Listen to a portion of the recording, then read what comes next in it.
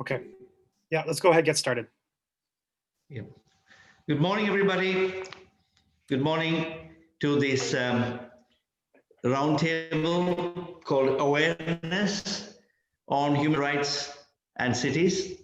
As you know, today is December 10th, celebrated as observed as World Human Rights Day. Today is also the day when the Nobel Peace Prize winner gets a Nobel Prize in Oslo, but now today it's being done virtually to the World Food Program. And so I would then like to invite you all to this session that lasts for an hour, and we hope that we'll be able to benefit from the speeches and interventions from a number of speakers that we have in your program. And we'll have some time for discussion as well. And welcome everybody again. I'm glad to be your host or your moderator. My name is Ananta Krishnan. I'm the Secretary General of Urban Economy Forum with its headquarters in Toronto, Canada. So without more introduction from my side, it's time that we then start the meeting with a message from the Secretary General of United Nations, Antonio Guterres, on the Human Rights Day today. We'll see a video message from Antonio Guterres.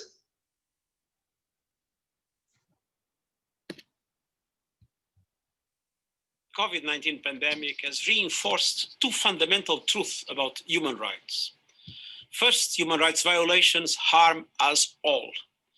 The COVID-19 pandemic has had a disproportionate impact on vulnerable groups, including frontline workers, people with disabilities, older people, women and girls, and minorities. It has thrived because poverty, inequality, discrimination, the destruction of our natural environment, and other human rights failures have created enormous fragilities in our societies. At the same time, the pandemic is undermining human rights by providing a pretext for heavy-handed security responses and repressive measures that curtail civic space and media freedom.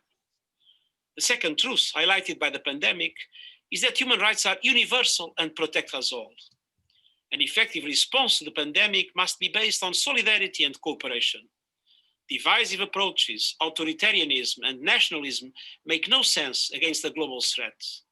People and their rights must be front and center of response and recovery. We need universal rights-based frameworks like health coverage for all to beat this pandemic and protect us for the future.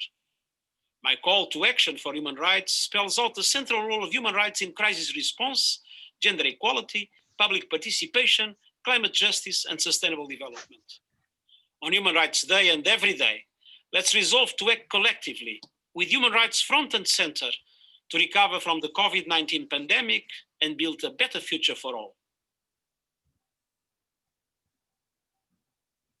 Thank you very much. Then this will be followed by a message from a Member of Parliament in Canada, MP Ivan Baker.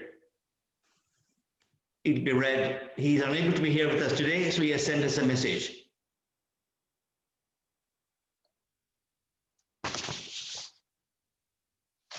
What happened? Yeah.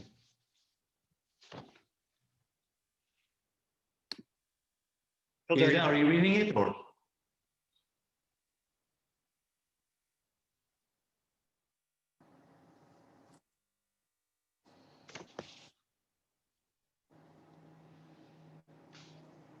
Message from Ivan Baker.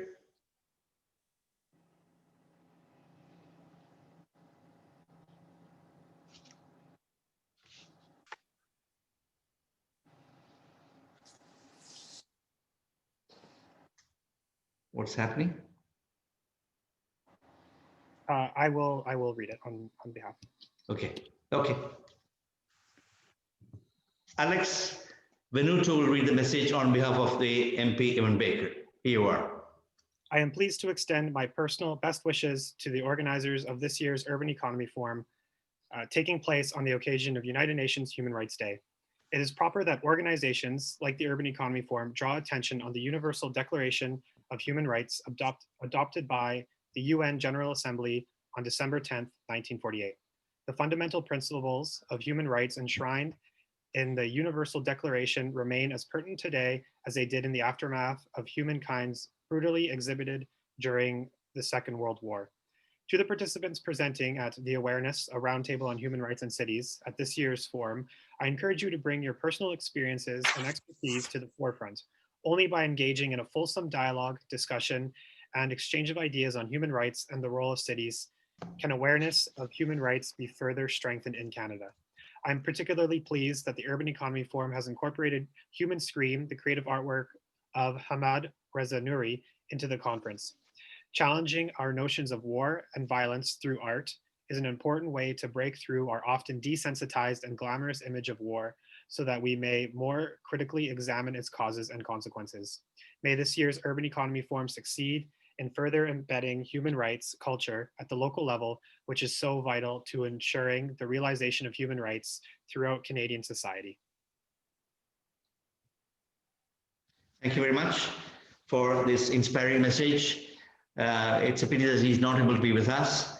He did really want that, but he has to go to a meeting in the Parliament.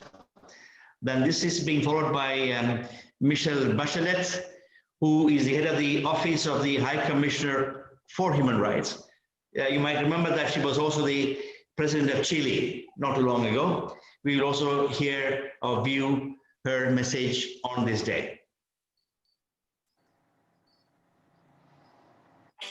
This year's Human Rights Day falls at a time we'll never forget. COVID-19 has taken us by storm and shaken our world. A tragedy followed by an extraordinary opportunity to recover better. This Human Rights Day is a call to action. A call for all of us to seize this opportunity and build the world we want. For that, we must accept the lessons from this crisis. First one, end discrimination of any kind. Like pre-existing conditions that make individuals more fragile, gaps in respecting human rights have made all society more vulnerable. If anyone is at risk, everyone is at risk. Discrimination, exclusion, and other human rights violation harms us all. Second, this reduced widespread inequalities. Universal social protection, universal health coverage, and other systems for the delivery of fundamental rights are not luxuries. They keep society standing and can shape a more equitable future. Third, encourage participation, especially from young people. All voices have a right to be heard. Fourth, increase and intensify our resolve and efforts to achieve the Sustainable Development Goals, a concrete agenda for universal human rights. These are not just the right things to do, they are the smart things to do. And there's only one way they can be done, by standing up for human rights. Because human rights yield fair and resilient societies. They are the answer to this human crisis. Like the climate emergency, COVID-19 reminds us that we are bound together as one humanity. We must act. Working together, we can recover better. With strong solidarity, we can build a world that is more resilient, sustainable, and just. Join me in standing up for human rights. Thank you, Mr. Bachelet. Welcome everybody again. As the head of Human Rights Commission mentioned, we currently experience the most severe crisis of human rights and democracy globally since the end of World War II. We have armed conflicts, violence, extremism, religious fundamentalism, authoritarianism, racism, fascism, you name it. This kind of intolerance endanger the architecture of peace, development, and human rights on which the world order has been built, the UN has been built. We are celebrating 75 years of the establishment of the UN this year. This is because of the globalization driven by neoliberal market policies that lead to global economic and financial crisis, growing economic inequality, climate change, global injustice, corruption, etc. This also facilitates or promotes discord and often people what they call as extremism. This is the time, as the Human Rights Commissioner said, we need to stand up and defend the human rights and democracy worldwide. By we, I mean organizations such as Urban Economy Forum, civil society, non-government organizations, above all academics, intellectuals, and not the least artists. So then one of the things that we'll be dealing with today is how does art affect humanity and human rights? Does it play an important role in human rights advocacy?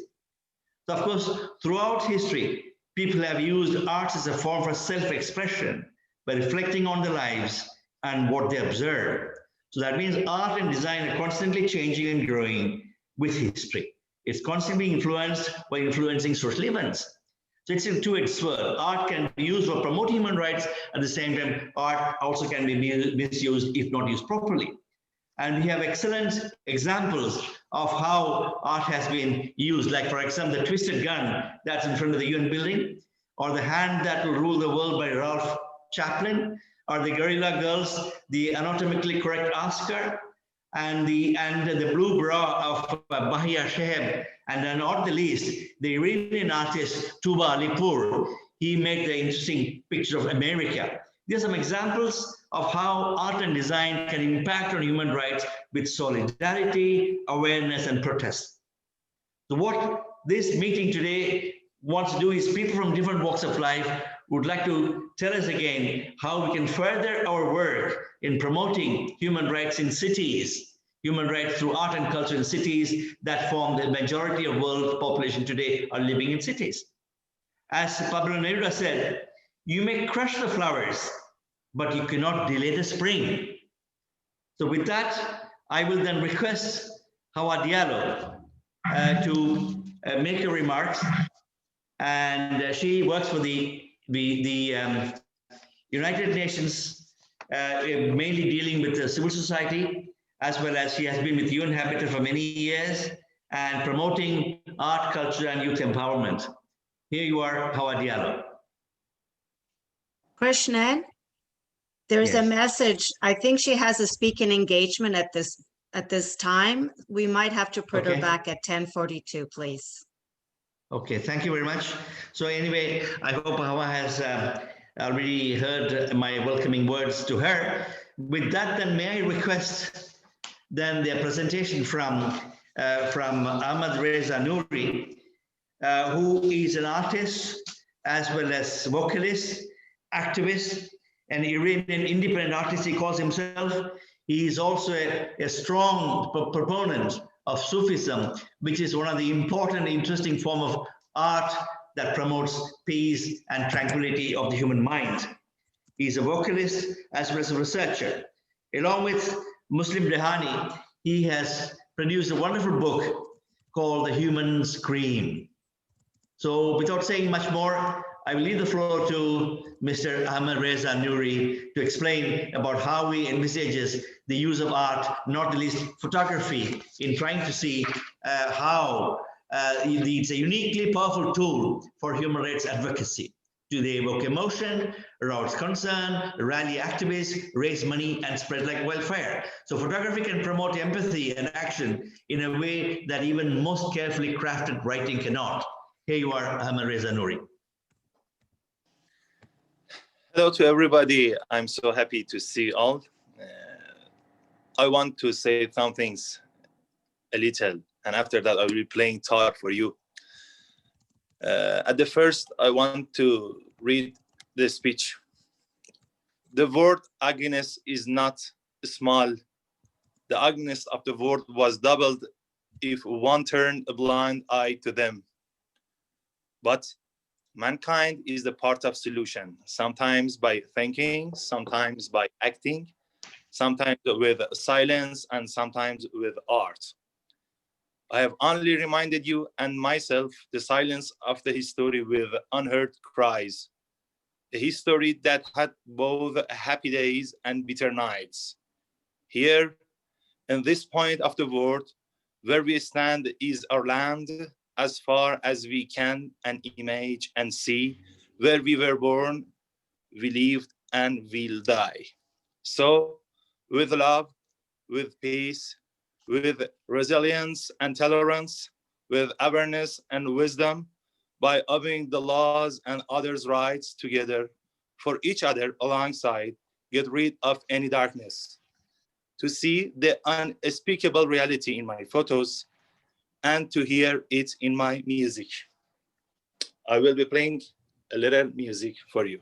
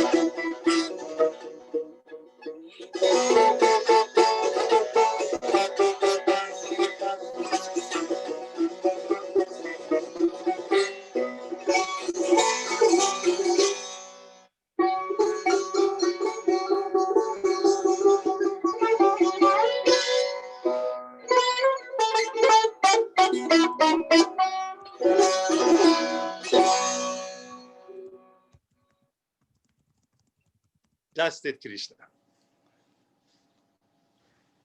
Thank you very much. Thank you, Ahmed. Thank Krishna, just before, I'll just quickly show you some of the artwork that Ahmed has graciously shared with us, known as the Human Scream. The book is also available on Google Drive if you would like to take a look through yourself. Ilda, if you could just please share the Google Drive link in chat, and I will just Yes, I will. quickly scroll through these images.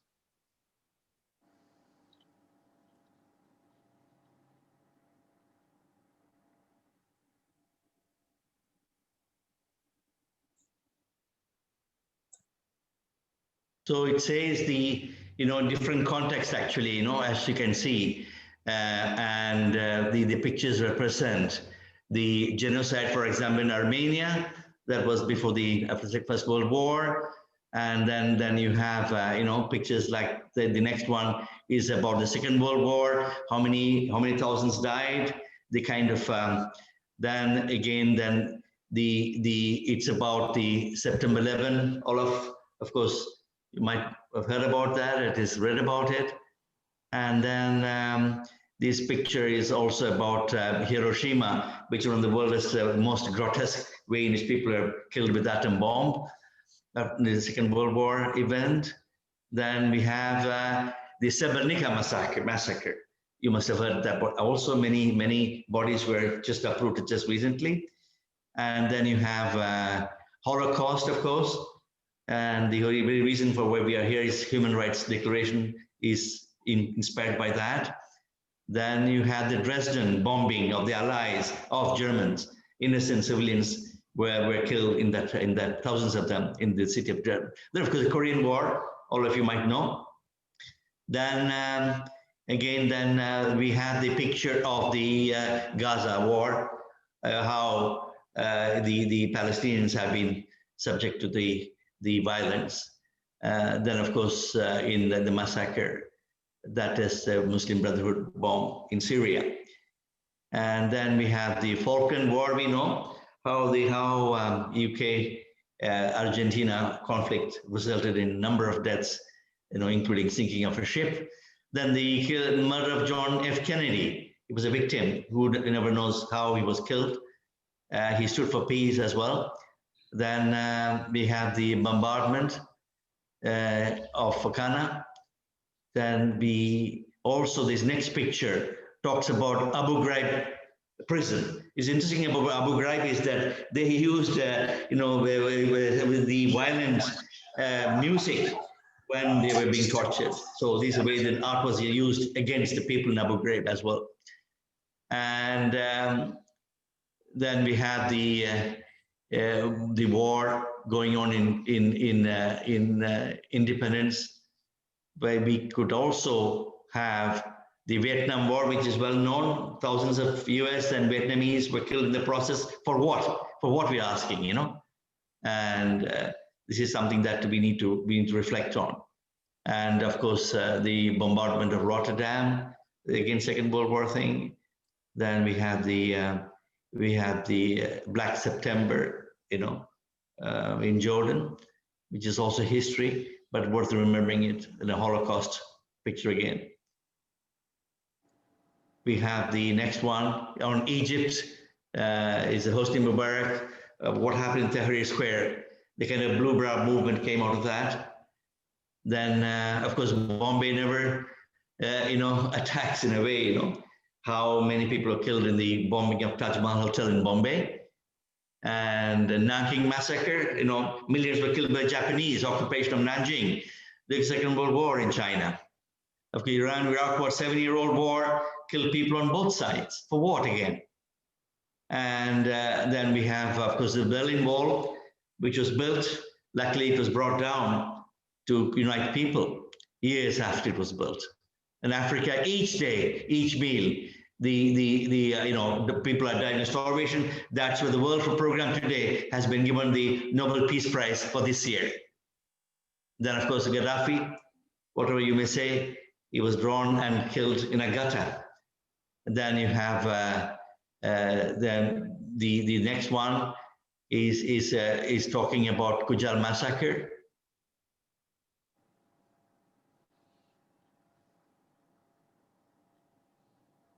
So we have, you see, these are expressions that really see how the world is moved when it comes to use of the. This is about Ahmad Reza Nouri. As you can see, he has education in music. He has performed as well. He's a researcher in addition to being an activist and artist.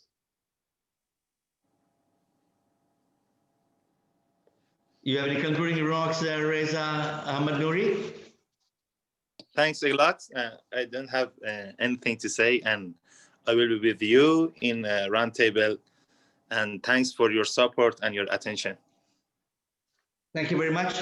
These were, you know, thought-provoking, evoking, in a way, you know, very, very depressing. At the same time, inspiring us to not to repeat the mistakes of the last generation. And that's why both the Secretary General and the Human Rights head of Human Rights Commission talked about the young people, younger generation, how they need to stand up for the rights, and so human rights, as Bob Marley says, stand up for your right, you know. So then may then request Reza Pourwaziri. The reason why we are here today is because of one person. That is Reza Pourwaziri, the chair of Urban Economy Forum. He's the chair of the Urban Economy Forum and holds a master's degree in architecture. Over 25 years, he has been constantly working to promote art, architecture, social cohesion, and peace. And he received numerous awards. He was also the global advocate for UN Habitat. He's a researcher who focuses on the concept of architecture, design process, and not the least, sustainability and people's mobilization. Reza, the word is yours. Hello, Krishnan. Hello, everybody.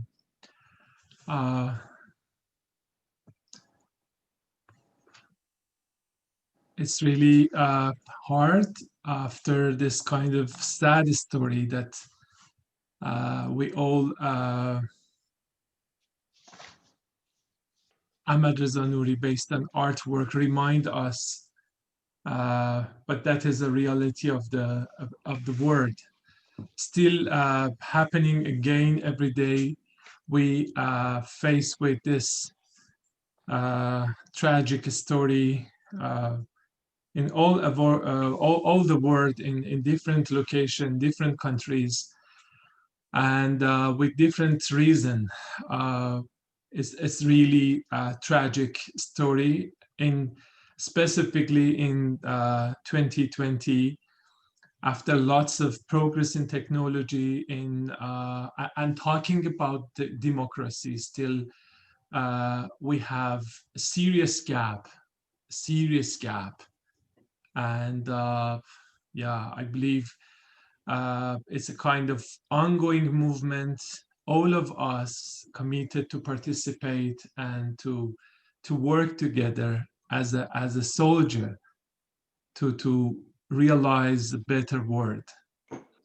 In Urban Economy Forum, we try to think about the resources, urban resources, how we are able to realize sustainable development goals. That is a serious question. All the member states put this SDG goals as an agenda to reach kind of as a kind of global goals and global mission till 2030. We already passed 5 years. We should try to see what we gained during these 5 years. And based on the serious challenges in the world, specifically COVID-19, we faced with a serious challenge in the world with the resources, urban resources. But one of the key and fundamental aspect is human resources. If we want to attention and try to collect and count on all the resources in the cities to come together and to shape a kind of movement towards sustainability, we need to count all the single person around the world. And based on that, we need to aware. That's why awareness project in urban economy formed, and we try to inform, create kind of campaign to inform what is the situation, what is the circumstances in the world, what is the reality of the world in different manner and dimensions. For this kind of interaction with the globe, we need art. Art is a really understandable and provide clear message to deliver what is the challenges, what is the barriers, and we are able to talk and create a dialogue with a different audience. Ahmad Reza Nouri provide this kind of reminding us that we during some years, 50 years, less than a century, we had different sad story, different tragic story around the world, and still happening again. We have similar tragic war in different area based on racism, based on kind of political competition. That it's a serious barriers in front of us and as a wall to resist to realizing sustainable development goals. We need to come together and try to advocate this voice, alternative voice about peace, about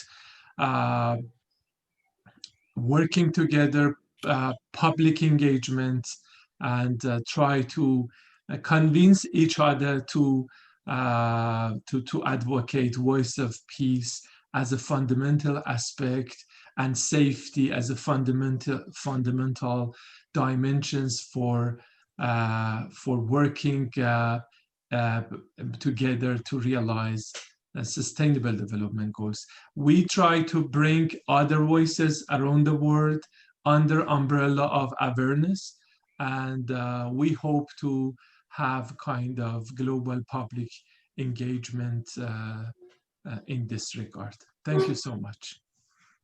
Thank you, Reza. As everybody might want to remember, this campaign that Reza talks about is called the awareness campaign. The awareness is trying to see how do we mobilize resources, human and material and spiritual, as well as cultural, towards sustainable development goals, and human rights is part of that, you see. There cannot be no sustainable development goals without human rights, and human rights cannot be achieved without sustainable goals either. So it's an interlinkage between sustainable goals and human rights is important, and the awareness campaign is at the center of this being organized by Urban Economy Forum. May I then request, it's right time to introduce the next person, linking up the SDGs, the mobilization of young people in general, and the cities is Hawa Diallo. She's a public information officer, head of unit, Department of Global Communications at the UN headquarters. She began her careers with DPI in New York, and she worked for UN Habitat for several years, and she's a chief of the Civil Society Urban Unit in the Department of Global Communications, where she manages advocacy initiatives and coordinates strategic partnerships in support of UN's engagement with stakeholder partners. It has been a very busy day for her because of Human Rights Day. We are so happy and lucky to have her, despite a busy schedule, to be with us and inspire with your words, who she has been working with the people, young people in slums, promoting art and culture, not just hip hop, for many years. Your word is yours, Hawa. Looking forward to hearing from you. Thank you so much. Good morning, good afternoon, good evening, everybody from where you're connecting from. I'm so happy to be here and always delighted to be on the platform for the Global Economy Forum, doing such really innovative and fresh work, as I like to say. So I'm really happy to be here. And thank you, Ahmad, really for the, work, both in music and art form that you've shared with us. It is also so very inspiring. And, I'm happy that I'm busy today. It's Human Rights Day. I work with young people and I work with civil society. So I'm happy to say that these constituencies are very busy today. Human rights is really a pillar of the work of the United Nations, and the engagement that we have with young people and civil society also focuses on this. So for me, this year's theme, Recover Better, Stand Up for Human Rights, is so important. It relates to so many things that are happening to all of us right now, specifically with the COVID-19 pandemic. And the UN itself is focusing a lot on the fact that, this is it's a crisis. It's a very solemn moment, but it's also a time that, that people around the world have come together, member states, civil society, young people. So it's very important. The UN is talking about building back better. And what's important for today is the need to really do this from a human rights approach, to have human rights principles at the center of everything that we do. And it's important because really, as you all know, COVID-19 has really exposed so many things in our societies, local and global, lots of inequalities. If we think about certain places where racism, racial discrimination, poverty, violence against women have erupted because of the state we find ourselves in because of COVID-19. And for me, that's why human rights and celebrating human rights the way we are this year, and as a matter of fact, every day is so important. Recovering better, but also standing up for our individual and collective human rights. Now, I love this project that the forum is doing, using art, as a driver for discussion, for raising awareness, and also connecting that to cities. And this can be done in so many different ways in terms of promoting human rights. And art, music, and culture is such a really I think it's something that we all resonate to. We all love music. I personally love to dance. We all love art. Many of us love theater. And for me, one thing I learned working UN Habitat, I got an appreciation of the fact that art, music, culture really sets the soul of the pulse of cities.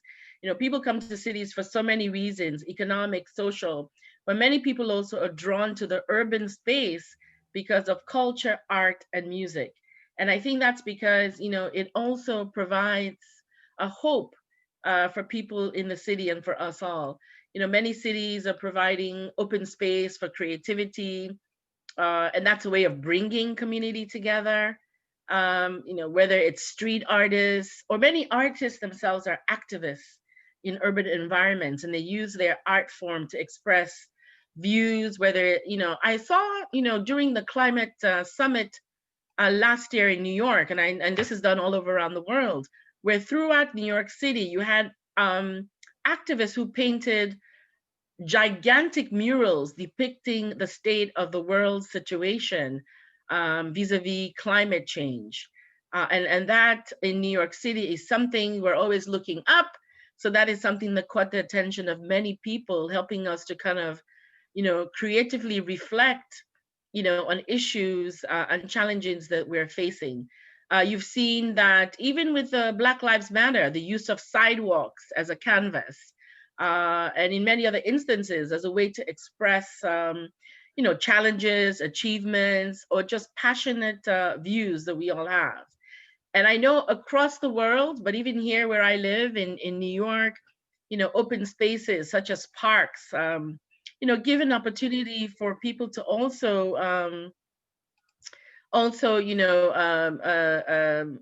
express, even within COVID-19, socially distance in gathering, where music and art and dance really have a message, to share. I remember in UN Habitat, one of the programs I worked with Krishna was the Messenger of Truth, where we were working with socially conscious artists to spread the message of sustainable urbanization and overall the work of the UN. And this is something the UN and UN Habitat specifically still does, even with the Sustainable Development Goals, or the Global Goals, as much of us call them. And I know one form that UN Habitat really spent a lot of time on was using underground hip hop as a way of urban expression. And much like the work, Ahmed, that you are showing through Human Scream, this was a way that, hip hop was used, as an art movement to really, give us the reality of our society, raise questions, highlight challenges, and many times also offering solutions. And, hip hop in its form of storytelling, for me, is something that really can be used to reflect extreme social realities in the urban context, whether it's locally or global. Because what I found also working in UN Habitat is that whether it was a big city like Los Angeles, or maybe in the favelas, or maybe in the informal settlements in Nairobi, in Kibera and Mathare, music, art, and hip hop, underground hip hop, and the spoken word was something that was really used to passionately tell the story of people, and also to highlight not only a challenging situation, but innovation and dynamism in these disadvantaged areas. So for me, when I was growing up here in New York City, I remember learning that hip hop started in the Bronx, in Bronx, New York. But and I remember, I think I was in the 7th grade. I don't know if anybody can remember this. What was their name? It was, how could I forget now? It was the first hip hop song that came out. And it was something that everybody went crazy for. But I mean, throughout the years, as I've said, I've seen hip hop in so many places. I'm originally from Sierra Leone. I've seen a hip hop movement and young people, embracing hip hop and using it as a way to tell their story and to make society and to make the government accountable. So for me, music, art, but especially underground hip hop or hip hop culture is a way to really raise awareness on human rights in the various areas. And I do think even as a genre, although it has done so much, I would like to see more work being done in the areas of homophobia, sexism, violence. But then when I think about it, these are realities. This is like a mirror of society. But I'm hopeful when I hear about awareness, projects like the awareness campaign, and even the theme of this year for human rights, because it is so, intrinsically linked to raising awareness, human rights education, and really making sure that everything we're doing, our work, our communication, is really done through a human rights lens and a human rights perspective. And I think that's why for me, it's so important when I'm working with young people. Right now, I work with a group of young people who are within NGOs that have a particular affiliation with the Department of Global Communications.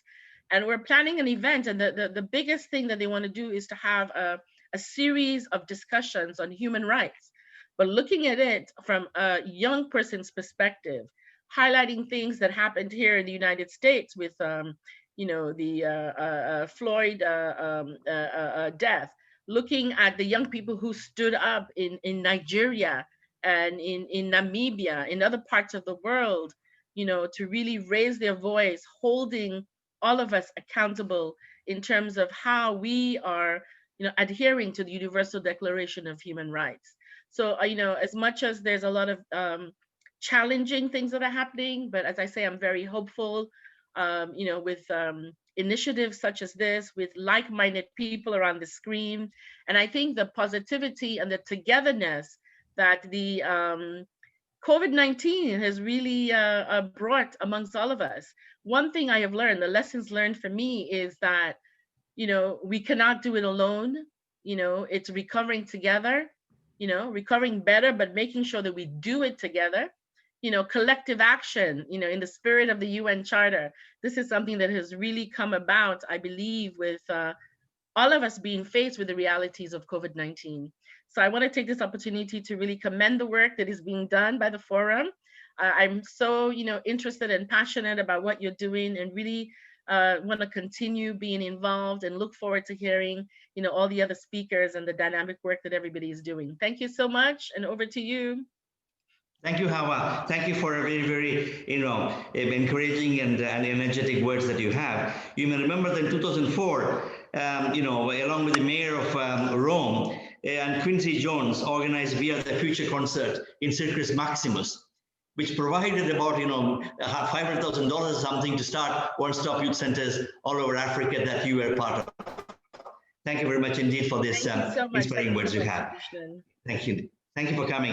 And then, of course, may I take the liberty of doing a bit of change in the order of speakers because of time constraints, etc. And I hope I'll be excused for that. May I request Carmen Mariscal, who is a Mexican visual artist, a cross-disciplinary artist who investigates memory, fragility, and confinement. So these are expressed through photography, sculpture, sound, moving image, and theater design installation. She has been the author of the installation called El Pueblo Creador for the Mexican Pavilion in the Universal Exposure in Hanover in 2000. She was awarded the first place in 4th National Installation Competition in Mexico and has been selected for the Monterrey Biennial and other competitions. The latest work, Chez Nous, is our house, is a public sculpture on view at the Place du Palais Royal in Paris from March 12 to June 2020 this year. And she's also, it combines the art with the spirit of feminism and gender equality as well. May I then request Carmen to say a few words now, please? Hi, Anantha. Thank you. Thank you to Ilda, to Alexandra, and everybody in their urban forum to invite me to participate in this very interesting dialogue. I wanted to share today, can I share my screen? Is it possible? Because I wanted to present a project that I'm going to talk about. So, okay. So today I'm going to talk to you about public sculpture that I started before the pandemic, and it had a different reading during the pandemic. And it is a public sculpture that I did in Paris. So I'm going to tell you a little bit about its itinerary, its history. So in Paris, as many of you know, and in other cities of the world, lovers put locks, padlocks on bridges and other fences and different places in the city. They do it to seal their love. And ever since I saw this for the first time, I thought, who thinks that love is locking oneself one with the other? So I started in 2014 when I took these photographs. The city of Paris decided to remove all these logs from the bridges because 2 of the barriers in the Pont des Arts had fallen on top of the bridge, and it was very, very dangerous. The whole bridge was weighing 93 tons. So not only for me, not only the expression of love as something that is locking people in was very negative, but also for the ecology of the city, it was terrible because first of all is vandalism on public and historical monuments, and the other is that people would throw their key in the bridge and it was contaminating. And I don't know if you know, but the River Seine has a lot of fish and people actually fish and eat their fish. So it was an ecological urban disaster. And so they said, the city of Paris said, does any artist have an idea of what we can do with these padlocks? That was on a Friday. On Monday morning, I presented myself to the town hall, the Paris town hall, with a little maquette and a project. And they said, okay, let's wait. Well, I won't tell you the whole story because it took 6 years. But finally, in 2020, this piece was able to be shown. But I'm going to tell you from 2014 to 2018 was what was nourishing my thought about the meaning of love and being locked. And I've worked very often on issues such as you heard, memory confinement, but also on sexual abuse, gender inequality. And I had done a project at the Maison de l'Amérique Latine on where I did a wedding dress made with 1,500 little handcuffs, because in Spanish, handcuff and wife is called the same. So women from different origins would get into this dress and speak about the difficulties. And also I worked with women that were in homes that protected women and children from violence in the home, what used to be called before domestic violence. So domestic violence was very present in this project. At the same time, the activist and artist Marguerite Stern was writing on the wall and gluing paper with a group of other women going around the city saying, talking about feminicide, about killings of women, most often by their partners. So this kind of activism and art on the monuments of the city. So what I did for some time is I would go after the demonstrations and saw what happened to the signs. And this was very strong. This was exactly the 25th of November for the day of the elimination of gender violence against women and girls last year. And the police are kicking the signs on the street where they say how many women are raped per day or killed. So for example, here it says every 2 days, one woman is killed in Paris, in France. At the same time, I was contacting my people in Mexico, and in Mexico, it was 9 women per day. And today, after the pandemic, is 11 women per day. So Mexico is one of the countries that has the highest death. And in Mexico, 40% of these women are killed in their own homes. So my idea, you're going to see what I did with this project. So, and most of the women in France, in Mexico, and worldwide are killed by their partners or ex-partners.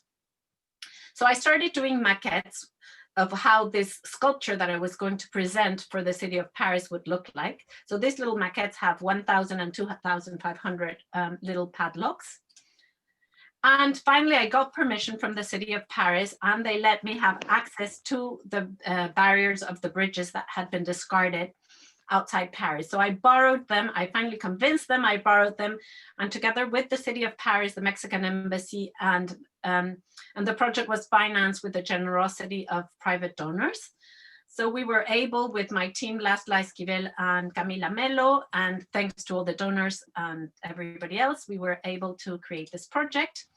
So I did a video installation, and when I saw these padlocks, because you see them on the bridge and they're very beautiful and it's like a mask, but when you see each one, you realize that each one is a little story. And it's the same with domestic violence, what used to be called domestic violence, violence in the home and beyond, as I call it, gender violence.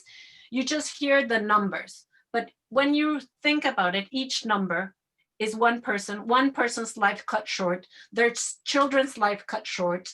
And it's, I mean, we're dealing with real human beings that have a name. And for me, it was very important to give them the name, to name them. So I'm not saying that all these people that put padlocks on the bridge ended up in violence in their home. No, but it was important to name. Que ella se cansa de hablar y que ella no entienden lo que ella le dice. And for example, at the same time, they were continuing to write about, this is to our assassinated sisters. And this group was continuing to write on the monuments of Paris at night. Then another organization started taking more life after, called Nous Toutes, and they're very, very important because they give courses online. Last year, during the confinement, they gave courses to 8,000 people about how to stop gender violence, and they're really fantastic. So it was all done through Instagram, and they also created posters that you could put in your building and say, if you are having trouble with violence in your home, ring this number or go to the pharmacy, or what to do. So every night after these demonstrations, I would go to the street and see what had happened. So I took photographs of them. So this is the sculpture that the day. Thank you. The day of this, the inauguration of the sculpture was exactly the 12th of March at 6 p.m. We inaugurated the sculpture. I'm going to put some sound so you can hear it because it had voices. And then exactly at 8 p.m., President Macron started talking about the beginnings of lockdown. So this piece that was, it's in the Place du Palais Royal in front of the Louvre. It was a very beautiful project. 800,000 people were supposed to see it. And guess what? The padlock house was in lockdown, and it was locked itself, so nobody could see it. So the meaning of the house changed completely. So I'm going to put you, because in the inauguration, it had sound. I don't know, I hope you can hear it. Van and Drew. Sam and No sound. Can you hear it? Mairead and Amy and Elaine. Jamie and Paige. Alexander und Birgit. Whoops, sorry. German. So, Freddie sorry. and Liz. Jasmine. Okay, so it goes on, but the important thing was reading. It was names that were on the logs. So the important thing is, it was like reading after an accident or a war, reading the names of the dead or the victims. So at the beginning, the first few days, we were not in lockdown, so people could come and see it. They took photographs. It was important for me that they could touch it, that they could really have this contact. And it was a public sculpture that was made with, and for me, something that was very important was that it was upcycling what there had already existed in the city. So I made a sculpture with parts of the city themselves. So these are, I just cut the parts here, the parts of the bridge, but the rest are just the barriers of the bridge. These are the bridge of another bridge. Okay, so at the end, this is how it looked, and almost nobody saw it, but it became live in another public sphere, which is social media, and there were a lot of dialogue about it, and we created a GoFundMe campaign to give funds to homes for victims of gender violence in the home in France and in Mexico. So if you want, I can put the link in the chat. And then this little sticker was created, so you can download it and share it. And thank you. That's it. Thanks. Thank you very much, Carmen. It is, it's interesting to see that, the locks themselves get locked up in open. And I recently saw a movie called The Goddess of Asphalt from Mexico, which is also quite interestingly talking about the violence, in slums and kind of things. I mean, it's all linked up together. I hope that we can work together on this as well. Excellent indeed. Thank you very much. Merci beaucoup. Muchas gracias. Then, of course, may I request Camilla Rain to make a presentation. We are just running a bit always when it happens, because interesting discussions, interesting presentations, time just flies. We can't just catch up with the time anyway. So just I request that everybody keeps to some kind of a limit if they can. May I request Camilla Wayne, who is Harvard Loeb Fellowship Award winner, expert in urban design. She was involved in the organizing London Olympics transportation, city planning, and she's also a member of the board of Urban Economy Forum Steering Committee. Camilla, it's your turn.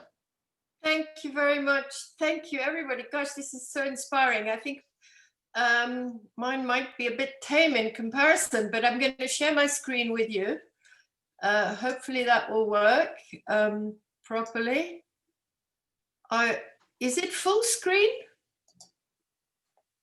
There. Yeah, it is almost. So here we are. It's very difficult, this thing. I've been reflecting over this issue of human rights, and it really turns my stomach the more I think about it. So I felt that the first thing we need to do today is to reflect, and to reflect on what is freedom, equality, and dignity particularly. But there are so many aspects to human rights. And for me, one of the things that strikes me as being just horrific and poignant is slavery.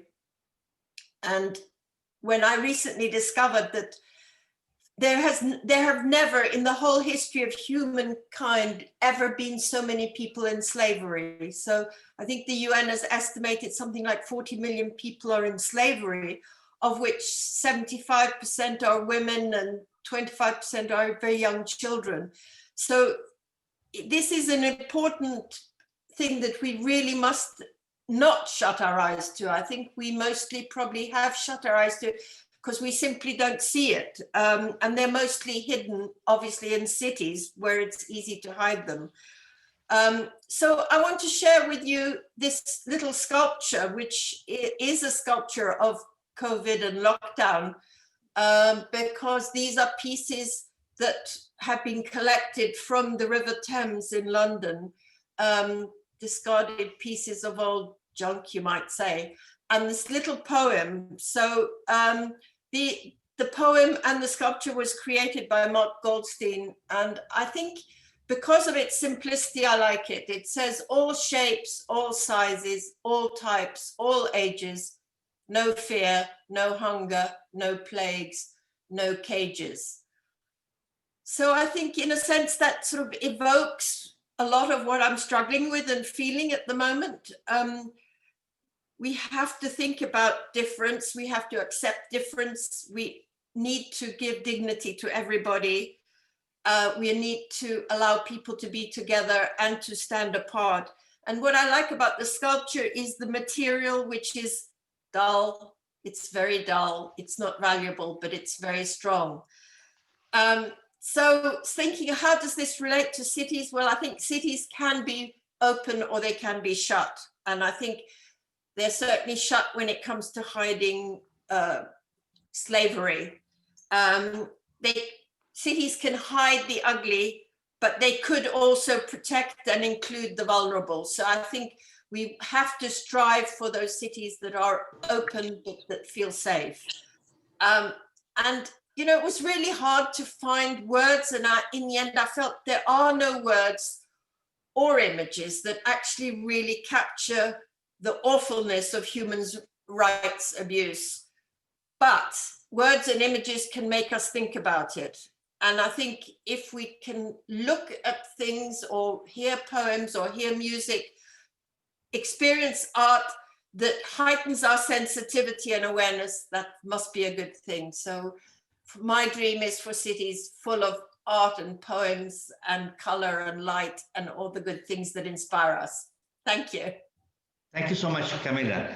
It has been very, very, it actually fits well into the whole theme here, and to see how we can make the better use of art and culture, human rights, to do something about the human wrongs.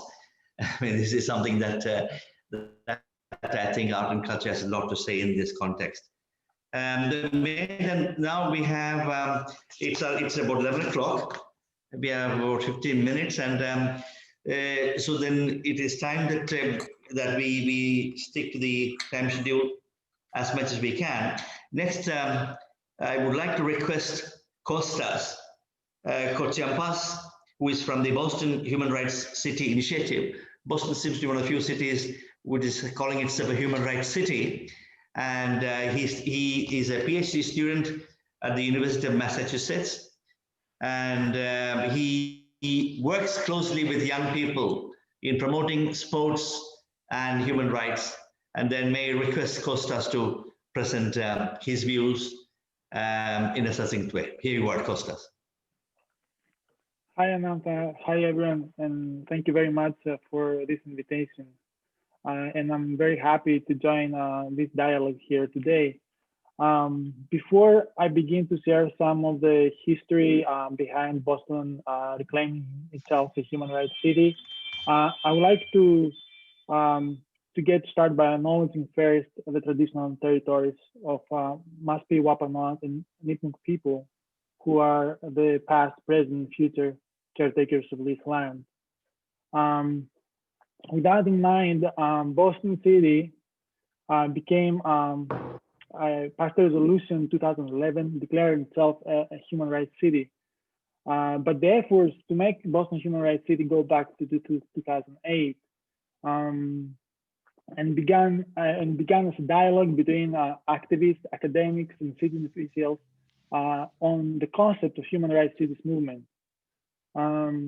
This dialogue resulted in a campaign to make Boston human rights city, and the lead of this campaign was taken by community activists in the city, in particular under the leadership of Dottie Stevens and Diane John, two city residents, and also activists with Survivors Inc., an organization that was working on behalf of women in the city of Boston. With the engagement with the civil society organizations and coalitions that these activists developed, and with collaboration with the City Council in Boston, finally, in April 13, 2011, the Boston City Council passed a resolution declaring Boston human rights city. Following this achievement, then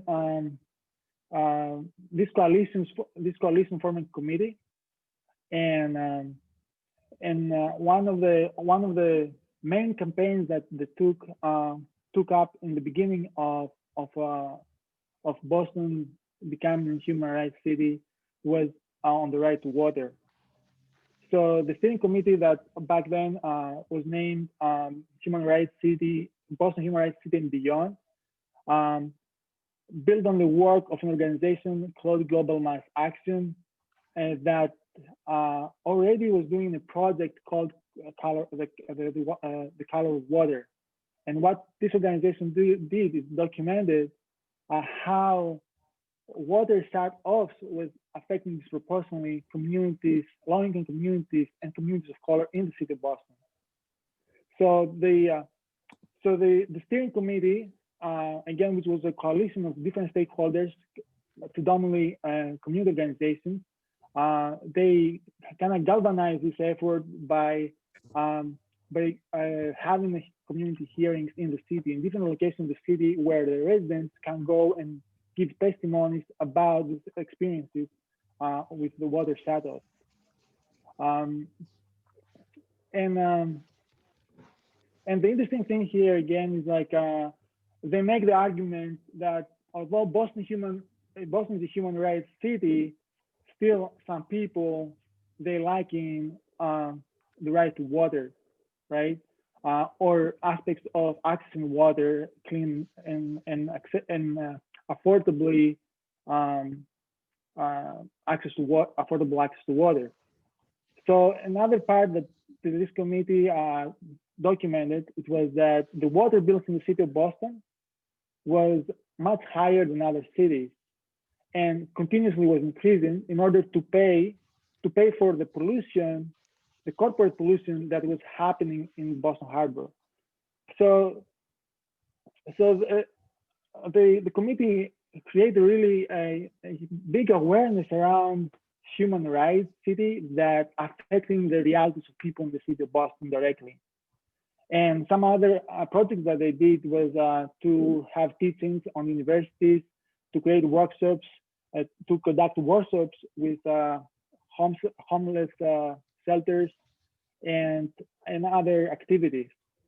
Unfortunately, though, in 2014, the committee and the whole movement became inactive. This is because one of the leading figures, Doug Stevens, passed. And then also there were like a lack of resources and lack of organization to step up and take the leadership on this effort. So fast forward in 2016, part of faculty and students at the University of Massachusetts decide to create a kind of research action where we decide to talk again with the communities that participated, with organizations that participated before in this movement, and hopefully to bring back the movement in the city. After this research, we held gatherings with these community organizations, and finally, this is how the Boston Human Rights City Initiative came to be today. Still, we have a long way to go, but when we reached out to organizations, the two questions that we asked was, and we want to find was if the new Boston was declared a human rights city, and if they saw value in using the national human rights standards or frameworks in their work. So the interesting part here is none of the organizations or even academics knew that Boston was a human rights city. And fundamentally, their work considered to be human rights work, which is a human rights work indeed. The organizations that we communicate with, we are working with indigenous rights, police brutality, racial justice, things that our previous speakers touched upon. And that is happening in the city of Boston again. And based on that, but also the other interesting finding of this research and dialogue that we have with the community organization was that they all see value on human rights narrative and human rights practice. The thing is, they do human rights work, but they were not using so much human rights tools and United Nations procedures that can be influential at the local level. In contrast now with the previous steering committee, we haven't been so successful on engaging and sustaining community organization as before, but we've been working now on more institutional levels, meaning like we have developed collaborations with the mayor's office and the city, and the Boston City Council directly. They have created some committees to create a charter on Boston Human Rights City that can be implemented by the Boston Human Rights Commission. The Boston Human Rights Commission, by the way, was inactive since 1996, but recently was activated by the mayor's office in 2018. And apart from the ability that this committee has, this Human Rights Commission, has, is not only to bring complaints regarding discrimination on housing, on education and other issues, but also to hold hearings and issue reports and legislation at the city level. So this is like a little bit brief overview of what is the effort in the city of Boston. And I will pass it back to you, Amanda. Thank you. Thank you very much, Kostas. It's very interesting to see how a city like Boston has really mainstreamed the international convention at the city level, at the community level. And even though it was a well-kept secret for a while, now I think the city is gearing itself up in mainstreaming human rights and making it a reality. We have to learn a lot from this, and we would like to be in touch with you, hereafter to see how the work goes on. We have three more speakers on the list. It shall be Julie Ward, Eduardo, Renkerel, and Tamar Jambi. So may I then request Julie Ward to make a presentation. She is the co-chair of the steering committee for Urban Economy Forum. She is no stranger to our meetings, and she has been an inspiring contribution to the work of Urban Economy Forum and the question of arts, culture, and youth empowerment is always at the heart of whatever she does and she thinks. She is a former party member of the European Parliament of the Northwest England. Julie, the word is yours. Much. It's been a very busy day today, and I think that says a lot about how important human rights is in the world right now. So human rights in cities is an interesting subject, you know, because I think many people take human rights for granted and believe that city fathers, whoever they are, you know, will be looking after our best interests. But of course, that's not the case, is it? And I think that in many cities, we see the violation of human rights and the loss of rights very keenly. For example, you know, our cities are full of homeless people. Refugees on the streets of Paris are really shocking, a shocking sight. I've spent several winters there. I used to support the Coats for Calais campaign and collect warm clothes for the refugees in Paris and distribute them with my friend Danica, who herself is a Bosnian refugee.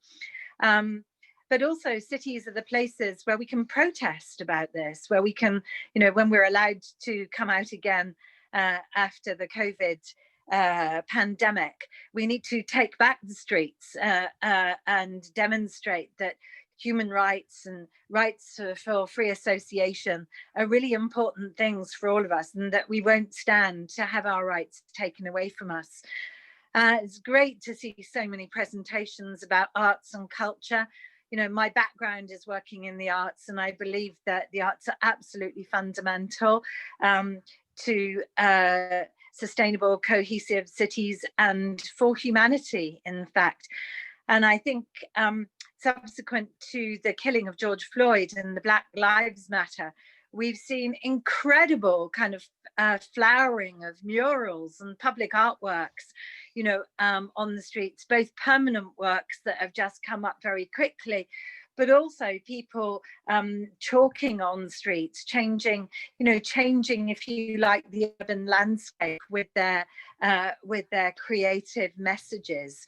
So I just wanted to mention a few kind of concrete projects. I talked about homelessness earlier, and we have some wonderful arts and homelessness projects here in the UK. There is a brilliant organisation called Streetwise Opera. And many of us might think about opera as being for the moneyed, wealthy upper classes. You know, we're a class-ridden society here in the UK. But the musicians and people who were behind Streetwise Opera decided they would do opera with homeless people. And I have been to a few of these events, and they're absolutely extraordinary and moving. I saw The Passion one Easter, sung by homeless people, and it was incredibly moving. So, you know, let's look at how we can use arts with the most disenfranchised people, not just as a means of messaging, which I think is important. I talked about that earlier, but also because everybody has a right to engage in culture and enjoy culture. In the Northwest region, which was the region I represented for 5.5 years, there's a lot of very impoverished cities and towns. And one of them, Wigan, has an amazing human rights project now that's totally grown out of an arts project. So a redundant shopping unit was given to a small group of artists who opened it up for the community and are now working with John F. Kennedy Human Rights Center on a project called Ripples of Hope. And what it's doing is to really teach people about their human rights, because I don't think in our education systems we do enough about educating people on what their rights are, you know. So very important project, and particularly in places where people feel very desperate, where they are really suffering and living in poverty, and where COVID has exacerbated that poverty. It's very important. And for those of you who might be interested in the whole Brexit thing, although it's pretty horrendous and a tragedy for many of us, Wigan is a city, it was one of those forgotten towns in the north that voted for Brexit, not necessarily because they wanted the Brexit itself, because it was a kind of cry of pain, I think. And so this Ripples of Hope project that's happening there is super important. I'm now working actually for City of Sanctuary, which is a UK network for refugees, to welcome refugees and to support both communities and institutions and local authorities, art galleries, museums, universities, colleges, to, if you like, to think about how best to welcome refugees into our towns and cities, into our communities. And that's been a very important initiative, because the UK, you know, we have a government right now that, you know, is constantly othering migrants, refugees, and yet that's not the prevailing feeling amongst the ordinary people, you know, the citizens. So City of Sanctuary is a very, very important network, and it uses arts and culture and intercultural dialogue as a means of bringing refugees and people seeking sanctuary into contact with other people in the community. And the city of York, which is not far from where I'm living now, I'm now in the northeast of England, and the city of York has become the first human rights city in the UK. It has a very active City of Sanctuary, and there are lots of organisations within the city that have joined together to say, we will be a human rights city, and that includes the university, the local council, the business community, the volunteering community, heritage, culture, arts, museums, you name it. They've come together and they're actually being very proactive about their championing of human rights, which I really support. And maybe just finally to say that the City of Rome recently initiated the 2020 Charter on Cultural Rights. And it would be great to see, they did that with UCLG, and it would be really great to see many more cities around the world signing up to their own charter, which is a charter all about the importance of upholding, promoting cultural rights. Okay, thank you, everybody. Thank you so much, Julie. Amazing indeed. You know, arts and culture go together that way. And we only hope that cities like York and Boston sort of link up with each other, the human rights cities, and to see if we can develop joint programs promoting art, culture, and human rights as well. Thanks again for your words, which actually gives further thought for action when it comes to city level art and culture promotion for human rights. Then we have the next penultimate speaker is Eduardo Renkerel Diaz, and he's a filmmaker, professor at the Instituto Superior de Arte La Habana, Cuba. And he is an international scholar and filmmaker, and he's a film critic, and he has studied closely the making of documentary films in Cuba and Latin America. And he works on film criticism, and he also has been mostly engaged in the Afro-Cuban religion and the pedagogic and didactic strategies related to arts education in the Latin American cinema. Eduardo, the word is yours now. Floor is yours, please. I would like to say thank you so much for this invitation. It has been like a privilege for me to be here. I really have enjoyed and learned a lot from all the previous speakers.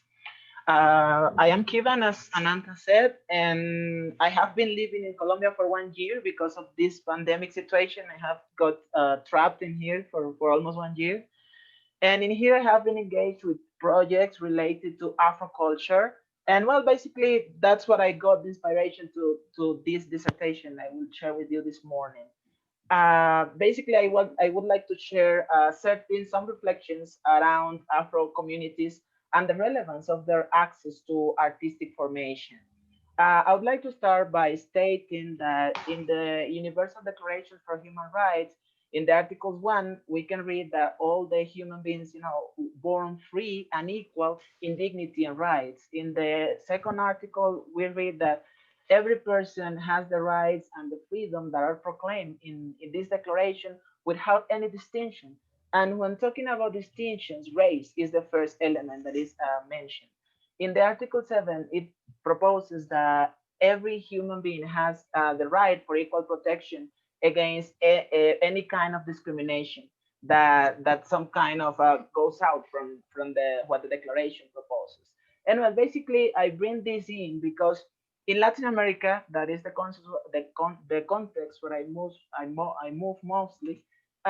We come from a colonial past that have really marked the fate and the dynamics, the social and historical dynamics of development in these lands. And it's interesting that the power relationship that took place in colonial times that were marked or characterized by slavery, and of course these forms of cultural resistance that the slave found in order to fight back and in order to keep alive their beliefs and their cultures, they have led an inheritance. The inheritance of these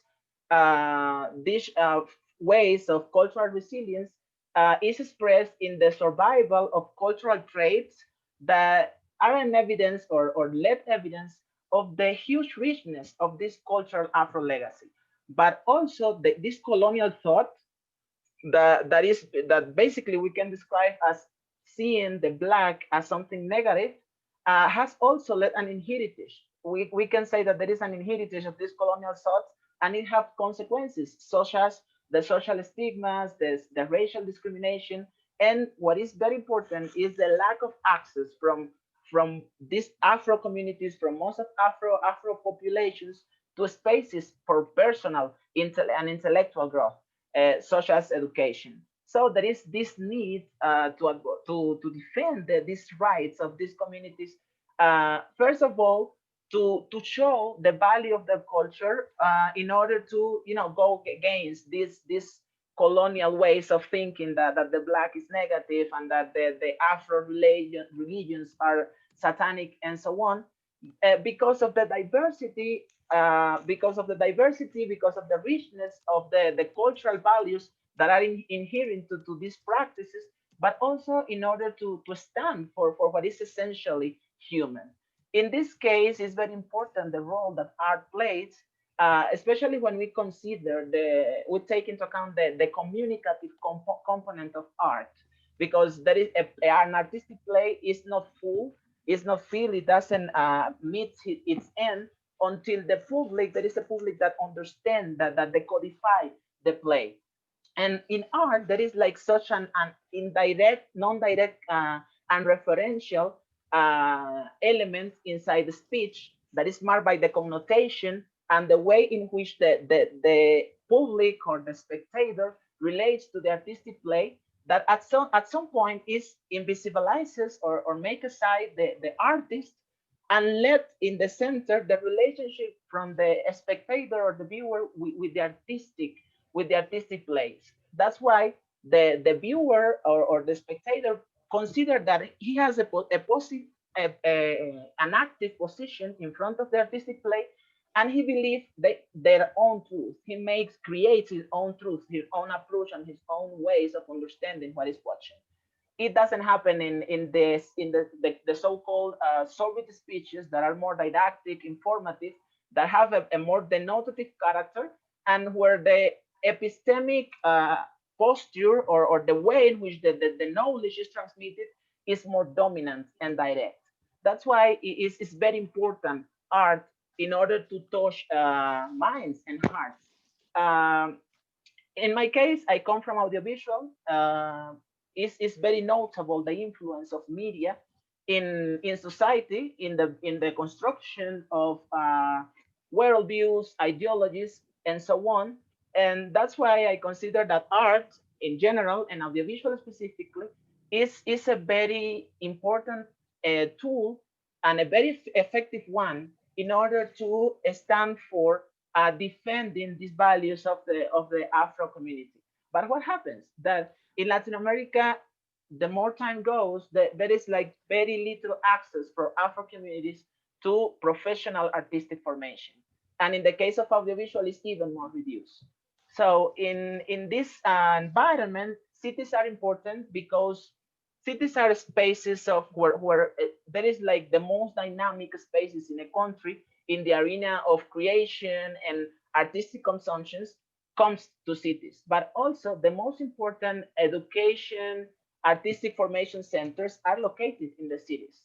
So that's why cities is important, the place or the role that cities has within like this element of bringing artistic formation to Afro communities. Also, it's important and very relevant these spaces for cultural exchange within communities. In the case of Havana, I am talking about places like the Hamel Alley, that is an artistic place, a place that is full of sculptures and so on with Afro topic, but also a place where Afro communities come together in order to celebrate their culture, in order to play rumba, in order to dance together. And also these places is not only about coming together, but also they work as urban symbols, if we can say, because they legitimate the value and the cultural relevance of these, let's say, cultural legacies or these ethnic cultural legacies. And that is important, the concept of community as well, because usually when it comes to talk about communities, we consider the not urban communities, no, like the countryside areas. But inside cities, there are like a lot of communities living together. And the Afro is like one of them. In this situation, like the current pandemic status, it has had an impact on this space of reunion and of this space of encounter. But also it have taken something from from us, but it have also provided new opportunities and new options, such as like the so-called virtual communities, because it opens like new opportunities for interaction. I consider that at some point virtuality, like this virtual possibility for exchanges at some point help us surpass these impossibilities and barriers that the geographic divisions creates. I have the chance of participating here in two very nice formative spaces. One is called Telling Our Stories, that is like a major directed to Afro people from the communities, and Film Afro, that is for helping Afro filmmakers to develop films. Not only Afro filmmakers, but people who are interested in telling stories about Afro communities from very respectful approaches. And there was like people from different parts in Colombia and all over the world, like sharing. It wouldn't be possible without this virtual basis. And what happened is that most of these spaces are having, because of the current pandemic situation, shortening budgets and this kind of affections.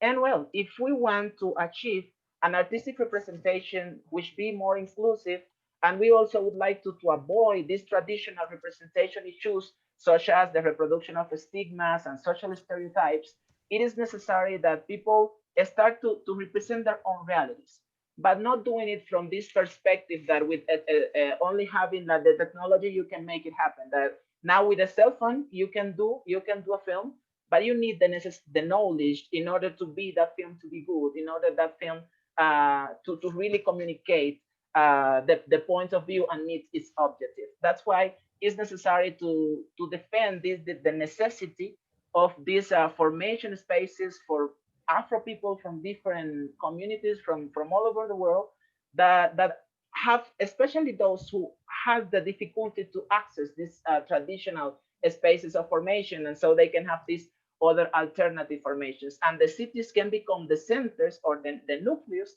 so that they can like irradiate these possibilities for all these people. That way we will make through this beautiful expression from the national, one of the best thinkers of my country, Jose Marti, who said that everything that divides men, everything what separates or isolates them, is a sin against humanity. Well, this is it. Thank you so much. Thank you so much. Thank you so much. One important point you raised, Eduardo, is that 1838 was the abolition of slavery.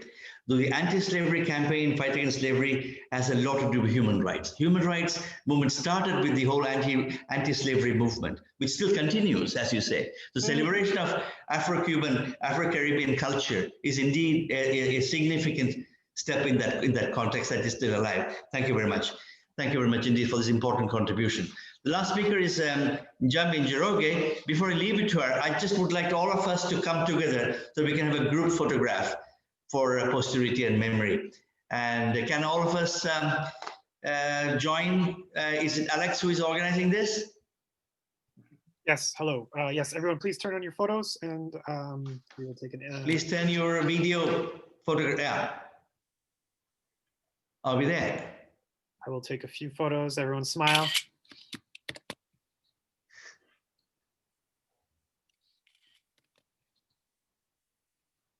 Okay, last call to turn your camera on.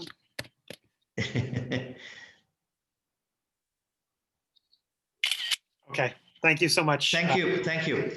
So now, of course, we have, normally people say, you know, the one who concludes the discussion plays an important role. And in that context, I would request Njambi Njoroge to make a presentation. She is overseeing a community that is working on local grassroots economics. It's a foundation Kenya, and she's dedicated to connecting communities to their abundance by being an advocate of community currencies for poverty eradication and sustainable development. I'm sure there are similar transition cities in other parts of the world, but this is a very unique example. She values integrity, collaboration, communication, and fairness to the tenets of personal and organizational good. Wimwega Njambi.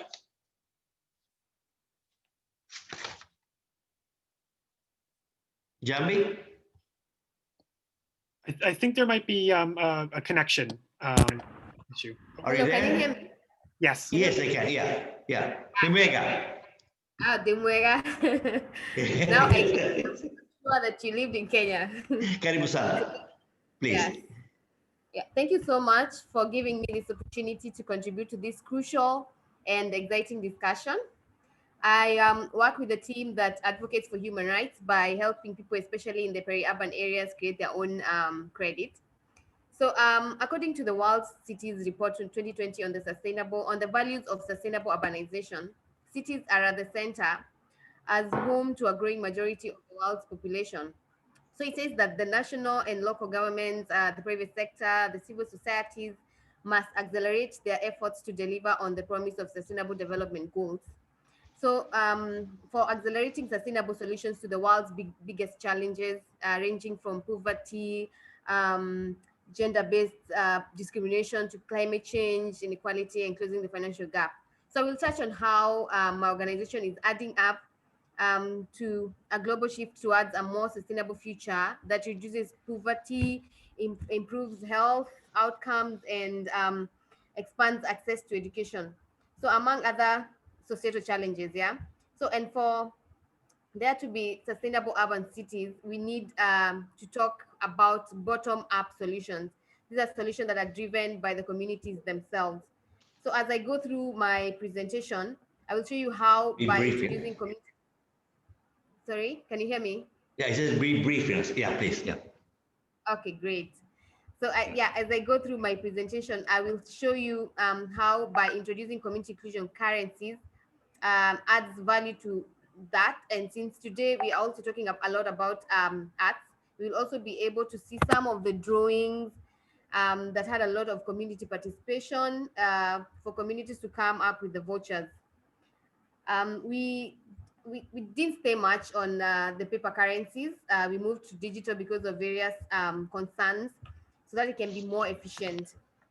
So please allow me to share my screen.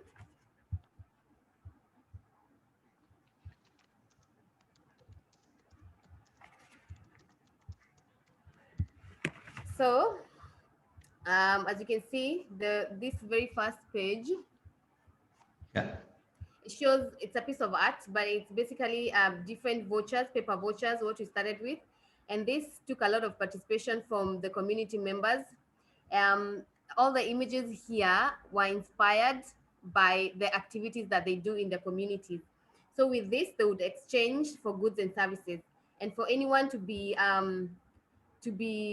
registered to use the paper vouchers, they must have something to offer. And as you know, in a community setting, everyone has something to offer, either a service or a good.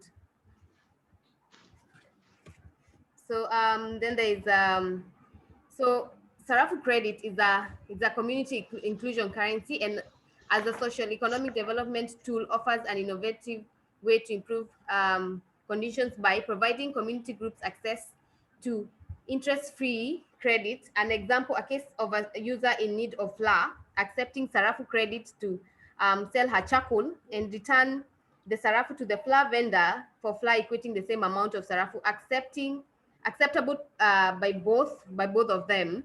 Then there is it provides a mechanism for communities to finance social services such as education, environment, and health services. We have a case of a school that accepts Sarafu as school fees. So in a case where someone would have, a student would have otherwise not have gone to school because they prioritize food, Sarafu credit comes in and bridges that gap. So if they are going to use Sarafu credit to get to access food and perhaps other basic needs, they would have saved that national currency to pay for school fees, or otherwise use it to pay for the school fees. And then the school itself can use that to maybe buy food stuff, which can be used for school feeding program in the school. And then the school can pay teachers can go back to the community and buy food or clothing, and then the cycle continues. So then it increases local trade, employment, and small business development, and overall local economic stability. The same thing when they receive credit, the Sarafu credit, there's a surety of local trading improving, and also economy stabilizing.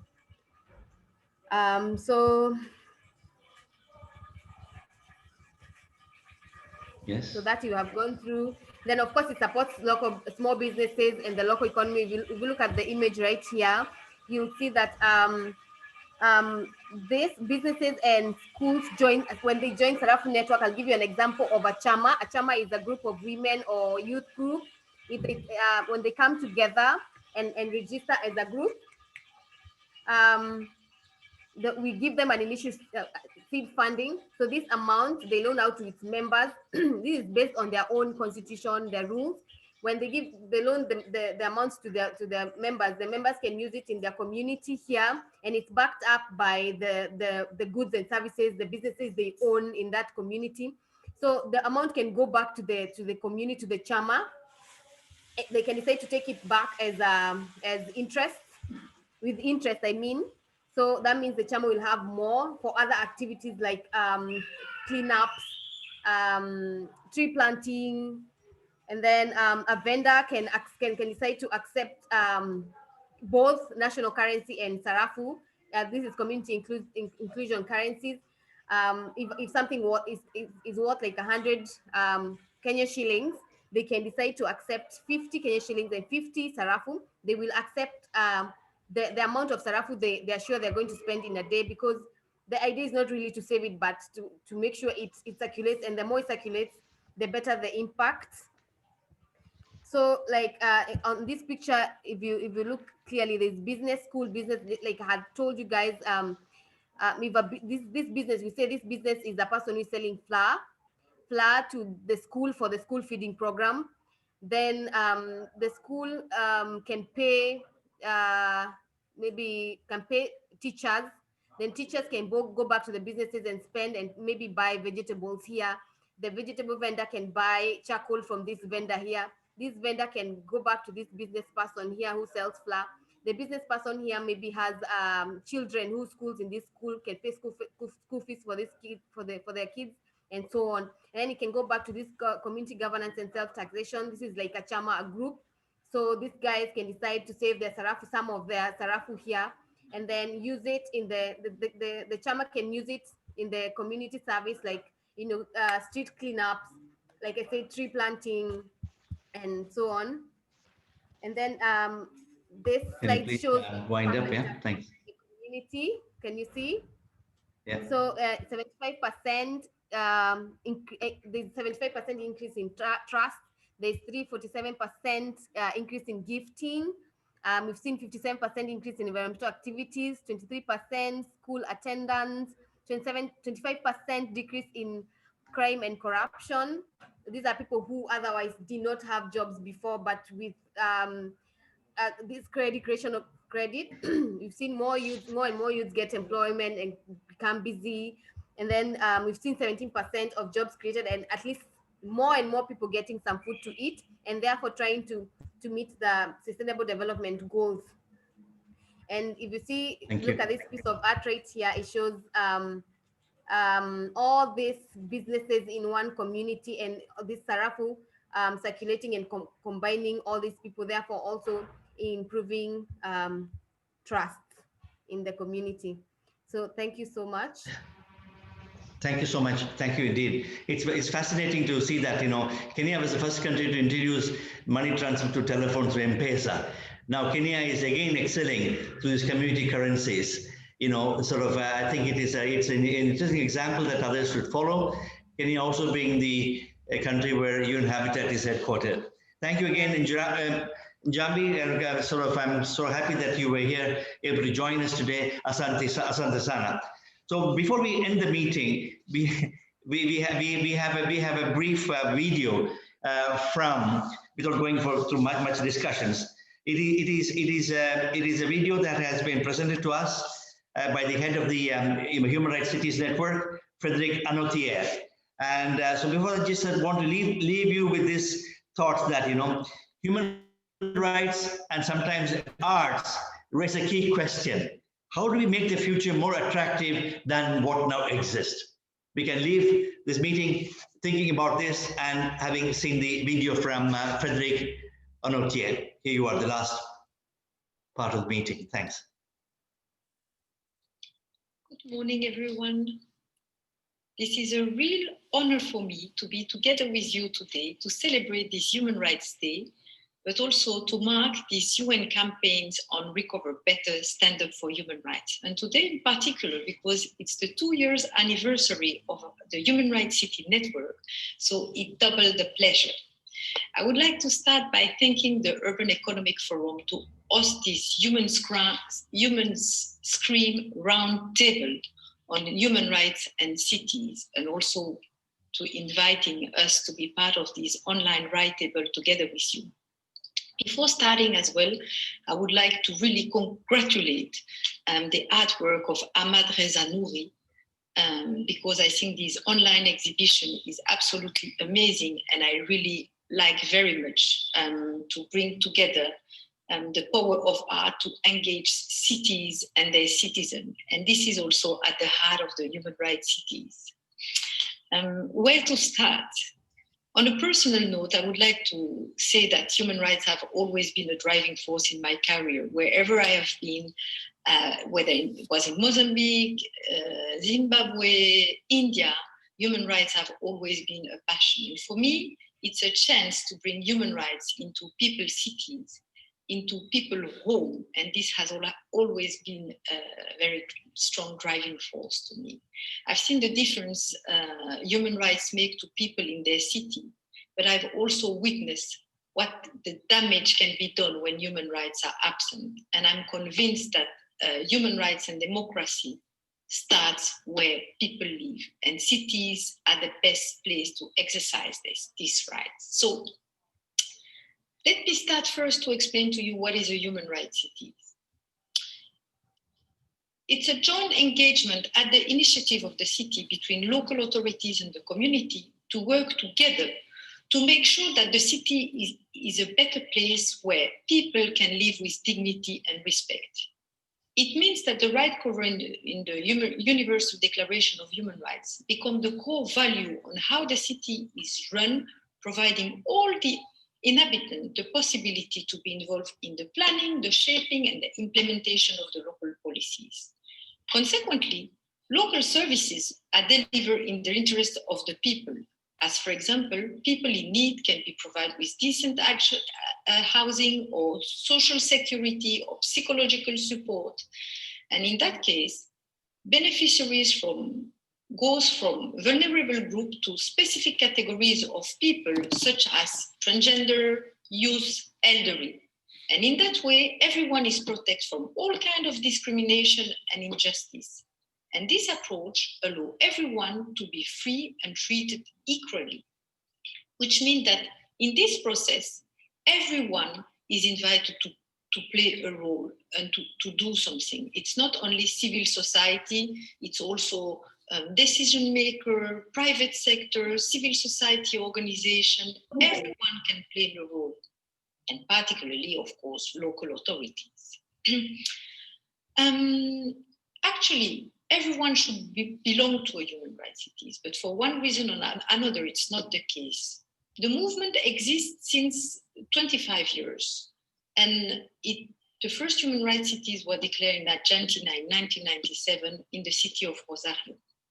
Over the time, the movement progressively spread, and today we have human rights cities in different regions of the world, and in Europe in particular, we have excellent model of human rights cities.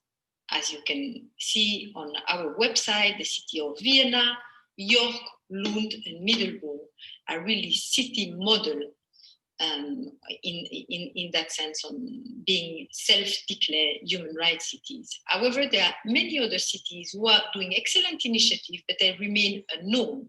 And this is because today there is no formal methodology of system accreditation to be recognized as a human rights cities.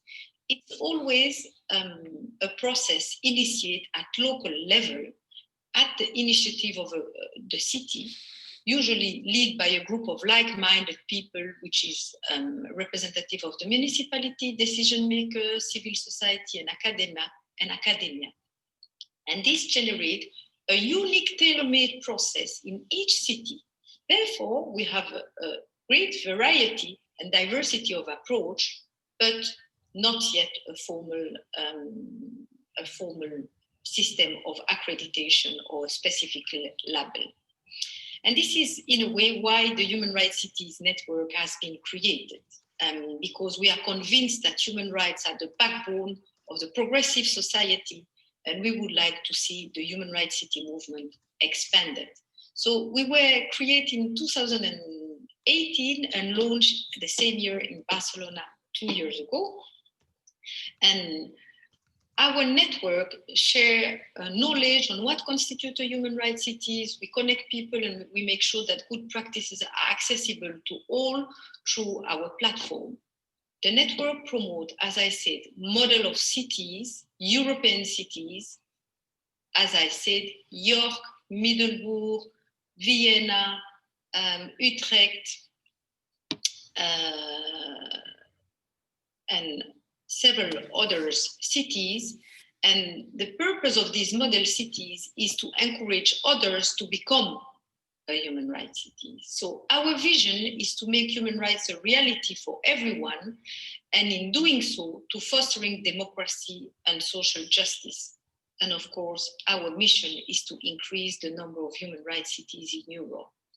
So having said that, we are, of course, very much interested to create links with other regions in the world and connected human rights cities with the others. And I would like to really highlight that in this context, the World Human Rights City Forum, which exists since 2011, already is doing that, is really working to promote and sustain the human rights city movement.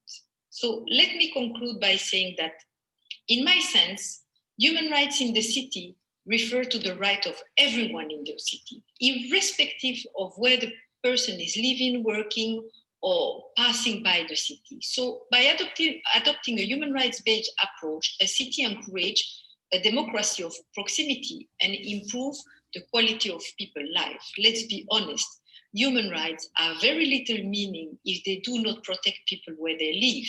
And people live locally, where municipality exercise their rights, exercise their authority. So I would like to encourage everyone, and the city in particular, to take this role in hand and to really go for it.